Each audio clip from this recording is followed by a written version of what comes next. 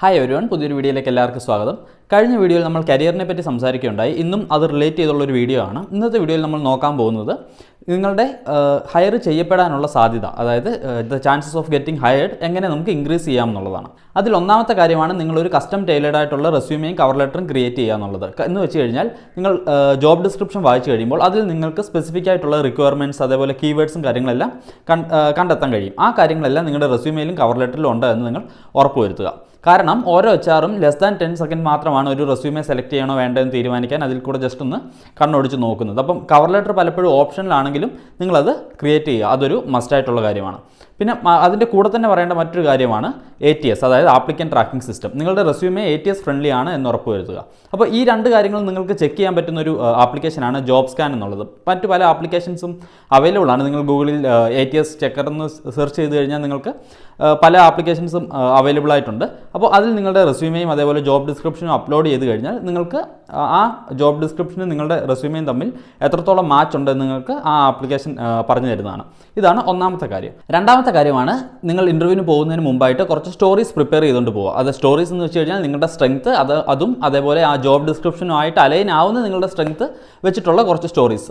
For example, ഇപ്പോൾ interviewer നിങ്ങളോട് ചോദിക്കുകയാണ് നിങ്ങളുടെ പ്രീവിയസ് ജോബിൽ അല്ലെങ്കിൽ നിങ്ങളുടെ കോളേജ് കാലഘട്ടത്തിൽ നിങ്ങൾ ഫേസ് ചെയ്തൊരു പ്രോബ്ലവും അതിനെ നിങ്ങൾ എങ്ങനെ സോൾവ് ചെയ്തു എന്നൊക്കെ ഉള്ളൊരു ചോദ്യം വരികയാണെങ്കിൽ അത് നിങ്ങളുടെ ഒരു സ്ട്രെങ്ത്ത് കാണിക്കാൻ വേണ്ടിയിട്ടുള്ളൊരു ചോദ്യമാണ്. അപ്പം അതും നിങ്ങൾ റാൻഡമായിട്ട് എന്തെങ്കിലും പറഞ്ഞുകൊണ്ട് അതിനൊരു പക്ഷേ ആൻസർ ആയിക്കൊള്ളണമെന്നില്ല. അത് ആ ജോബ് ഡിസ്ക്രിപ്ഷനുമായിട്ട് മാച്ച് ചെയ്യുന്ന രീതിയിൽ, അതായത് അവർ ആ ജോലിയിൽ എന്തൊക്കെ കാര്യങ്ങളാണോ ആവശ്യപ്പെടുന്നത് ആ കാര്യങ്ങളുമായിട്ട് മാച്ച് ചെയ്യുന്ന രീതിയിലുള്ളൊരു സ്റ്റോറി നിങ്ങൾക്ക് ക്രിയേറ്റ് ചെയ്യാം. അപ്പം ഇങ്ങനെ ജനറലായിട്ടൊരു സ്റ്റോറി നിങ്ങളുടെ കയ്യിലുണ്ടെങ്കിൽ അത് ഏതെങ്കിലുമൊക്കെ ഒരു ക്വസ്റ്റ്യൻ ആൻസറായിട്ട് നിങ്ങൾക്ക് പറയാൻ കഴിയും. അതാണ് രണ്ടാമത്തെ പോയിന്റ്.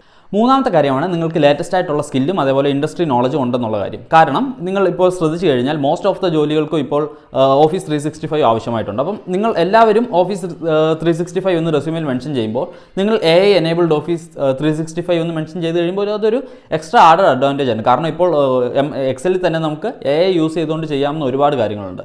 അപ്പോൾ അതൊക്കെ നമ്മളുടെ ടൈം ഒരുപാട് സേവ് ചെയ്യുകയും പ്രൊഡക്ടിവിറ്റി കൂട്ടുകയും ചെയ്യുന്ന കാര്യങ്ങളാണ്. അപ്പോൾ അങ്ങനെയുള്ള ലേറ്റസ്റ്റ് സ്കിൽ, അതായത് ആ ജോലിക്ക് ആവശ്യമായിട്ടുള്ള സ്കില്ലുകളിൽ ലേറ്റസ്റ്റ് ആയിട്ടുള്ള ഏതാണോ ആ കാര്യങ്ങൾ പഠിക്കുക. അതേപോലെ തന്നെ ഇൻഡസ്ട്രി നോളജും അതേപോലെ ഇൻഡസ്ട്രിയിൽ എന്താണ് നടക്കുന്നുള്ളൊരു അവയർനെസ്സും. അപ്പോൾ അതിന് നമ്മളൊരു എക്സാമ്പിൾ എടുക്കുകയാണെങ്കിൽ നിങ്ങളൊരു ഫിനാൻസ് റിലേറ്റഡ് ജോലിയുടെ ഒരു ഇൻ്റർവ്യൂവിന് പോകുകയാണെന്നിരിക്കട്ടെ. നിങ്ങളൊരു ഫ്രഷർ ആയിക്കോട്ടെ, എക്സ്പീരിയൻസ്ഡ് ആയിട്ടുള്ള ആളായിക്കോട്ടെ. അപ്പോൾ അവിടെ ചെല്ലുമ്പോൾ അവർ ജസ്റ്റ് കാഷ്വലായിട്ട് നിങ്ങളോട് ചോദിക്കുകയാണ് പേടിഎമ്മിന് എന്താണ് സംഭവിച്ചത്. അപ്പം ലാസ്റ്റ് കുറച്ച് മാസങ്ങളായിട്ട് പേടിഎമ്മിനെ പറ്റിയിട്ടുള്ള ന്യൂസും കാര്യങ്ങളെല്ലാം മീഡിയാസിൽ വരുന്നുണ്ട്. അപ്പം അതിനെപ്പറ്റി എന്താ സംഭവിച്ചതെന്ന് ഇൻഡെപ്ത് നിങ്ങൾക്ക് അറിയില്ലെങ്കിലും ജസ്റ്റ് ഒരു ജനറൽ അവയർനെസ് ഇല്ലെങ്കിൽ അവർക്കത് മനസ്സിലാവും. നിങ്ങൾ ഇതിനെപ്പറ്റി ഇൻഡസ്ട്രിയെ പറ്റി അധികം വലിയ ഫോളോ അപ്പും കാര്യങ്ങളൊന്നും ചെയ്യുന്നില്ല, സബ്ജക്ട് നോളജ് ഉണ്ടാവും, പക്ഷേ എങ്കിലും പുറത്ത് ചുറ്റുപാടും എന്താ നടക്കുന്നതിനെ പറ്റി വലിയ അറിവില്ല എന്നുള്ളൊരു ഇംപ്രഷൻ ആയിരിക്കും അവർക്കുണ്ടാവുക. അപ്പോൾ അതുകൊണ്ടാണ് ലേറ്റസ്റ്റ് സ്കില്ലും അതേപോലെ ഇൻഡസ്ട്രിയെ പറ്റിയിട്ടുള്ള നോളജും അതേപോലെ ആ ഇൻഡസ്ട്രിയിൽ കറൻ്റ്ലി എന്താണ് നടക്കുന്നതെന്നുള്ള ചില കാര്യങ്ങളുമൊക്കെ നിങ്ങൾ അറിഞ്ഞിരിക്കുക എന്നുള്ളത്. അടുത്ത നാലാമത്തെ കാര്യമാണ് ആ കമ്പനിയെ പറ്റിയിട്ടൊന്ന് റിസർച്ച് ചെയ്യുക എന്നുള്ളത്. അപ്പോൾ ആ കമ്പനിയെ പറ്റി റിസർച്ച് ചെയ്യുക എന്ന് പറയുമ്പോൾ ആ കമ്പനിയുടെ ജസ്റ്റ് മിഷൻ വിഷൻ നോക്കുക എന്ന് മാത്രമല്ല, അതിൻ്റെ ലീഡർഷിപ്പ് ആരൊക്കെയാണ്, അതേപോലെ കറൻ്റ്ലി ആ കമ്പനിയിൽ നടന്ന കാര്യങ്ങൾ എന്തൊക്കെയാണ്, അതായത് ന്യൂസിൽ വന്നിരിക്കുന്ന കാര്യങ്ങൾ എന്തൊക്കെയാണ്, അതുപോലെ ആ കമ്പനിയുടെ വാല്യൂസ് എന്താണ്, നിങ്ങളുടെ വാല്യൂസും അതേപോലെ കമ്പനിയുടെ വാല്യൂസും തമ്മിൽ മാപ്പ് ചെയ്യാൻ പറ്റിക്കഴിഞ്ഞാൽ, കണക്ട് ചെയ്യാൻ പറ്റിക്കഴിഞ്ഞാൽ നിങ്ങൾക്ക് ആൻസർ ഫ്രെയിം ചെയ്യുമ്പോൾ അതിനനുസരിച്ച് ആൻസർ ഫ്രെയിം ചെയ്യാനും പറയാനും പറ്റും. അത് നിങ്ങൾക്കൊരു ആഡഡ് അഡ്വാൻറ്റേജ് ആണ്. അതുകൊണ്ടാണ് കമ്പനിയെ പറ്റി റിസർച്ച് ചെയ്യുക എന്ന് പറയുന്നത്. ജസ്റ്റ് കമ്പനി എവിടെയാണ്, കമ്പനിയുടെ ഹെഡ് ക്വാർട്ടേഴ്സ് എവിടെയാണ്, അല്ലെങ്കിൽ CEO ആരാണെന്ന് മാത്രം നോക്കിയാൽ പോരാ, ഇങ്ങനെയുള്ള കാര്യങ്ങളും കൂടി നിങ്ങൾ ശ്രദ്ധിക്കേണ്ടതായിട്ടുണ്ട്. അടുത്ത അഞ്ചാമത്തേതാണ് നെറ്റ്വർക്കിംഗ് ആൻഡ് റെഫറൽ എന്നുള്ളത്. അപ്പോൾ നെറ്റ്വർക്കിംഗ് എന്ന് പറയുമ്പോൾ എപ്പോഴും നമ്മുടെ മൈൻഡിൽ വരുന്നത്, പെട്ടെന്ന് നമ്മുടെ മൈൻഡിൽ വരുന്നത് LinkedIn ആണ്. അപ്പോൾ നിങ്ങൾ നിങ്ങളുടെ LinkedIn വിസിബിലിറ്റി കൂട്ടുക. അതേപോലെ നിങ്ങളുടെ ആ ഇൻഡസ്ട്രിയിലുള്ള, നിങ്ങൾ പോകാൻ ആഗ്രഹിക്കുന്ന ഇൻഡസ്ട്രി ഏതാണോ ആ ഇൻഡസ്ട്രിയിലുള്ള ആളുകളുമായിട്ട് LinkedIn കൂടുതലായും കണക്ട് ചെയ്യുക.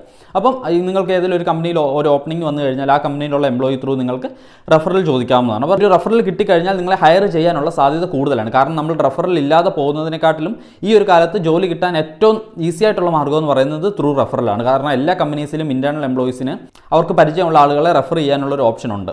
അപ്പം ഇതെങ്ങനെ നിങ്ങൾ ചെയ്യണം എന്ന് വെച്ച് കഴിഞ്ഞാൽ ജസ്റ്റ് നിങ്ങൾ ലിങ്ക്ഡിനിൽ ഒരു കണക്ഷൻ സെൻഡ് ചെയ്തിട്ട് എന്നെ റെഫർ ചെയ്യാമെന്ന് ചോദിച്ചു കഴിഞ്ഞാൽ അവരോർക്കും അതിന് നീ ഏതാണെന്ന് ചോദിക്കും. അപ്പോൾ നിങ്ങളൊരു റെഫറൽ ചോദിക്കാനാണ് നിങ്ങളുടെ ഇൻറ്റൻഷൻ എങ്കിൽ നിങ്ങൾ ആളുമായിട്ടൊരു ഡിസ്കഷൻ നടത്തുക. എന്നിട്ട് നിങ്ങളിപ്പോൾ എന്ത് ചെയ്യുന്നു, നിങ്ങളുടെ ഒരു ഡീറ്റെയിലും കാര്യങ്ങളൊക്കെ പറഞ്ഞതിന് ശേഷം നിങ്ങളത് ചോദിക്കുമ്പോൾ അത് കുറച്ചുകൂടെ എഫക്റ്റീവ് ആവാനുള്ള സാധ്യതയുണ്ട്. അതേപോലെ തന്നെ മറ്റൊരു കാര്യം കാര്യമാണ്. നിങ്ങൾ ലിങ്ക്ഡിനിൽ കണക്ഷൻ റിക്വസ്റ്റ് അയക്കുമ്പോൾ ഫോർ എക്സാമ്പിൾ നിങ്ങളിപ്പോൾ ഡിജിറ്റൽ മാർക്കറ്റിംഗിലാണ് പോകാനുള്ളത്.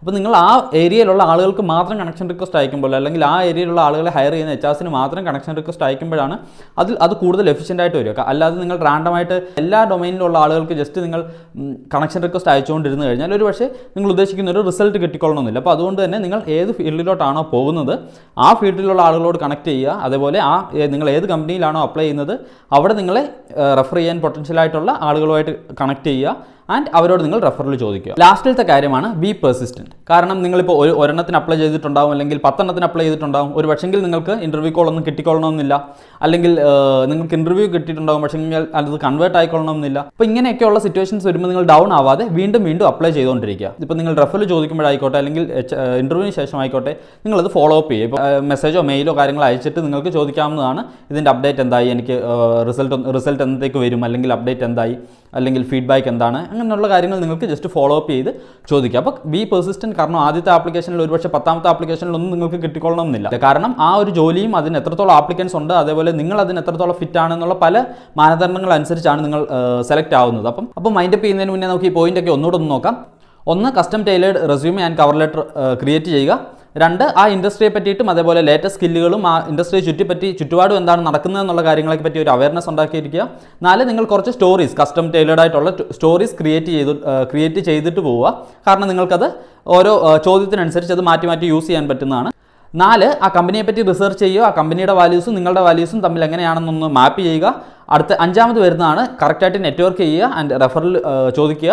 6ാമത് വരുന്നതാണ് ഫോളോ അപ്പ് ചെയ്യുക, അതേപോലെ ബി പെർസിസ്റ്റൻറ്റ്. സോ അത്രയേ ഉള്ളൂ ഇന്നത്തെ വീഡിയോയിൽ. നിങ്ങൾക്ക് എന്തെങ്കിലും പോയിന്റ്സോ കാര്യങ്ങളോ ഉണ്ടെങ്കിൽ please do let me know in the comment section. അടുത്തൊരു വീഡിയോയിൽ നമുക്ക് വീണ്ടും കാണാം. അതുവരേക്കും താങ്ക്സ് ഫോർ വാച്ചിങ്. ബൈ.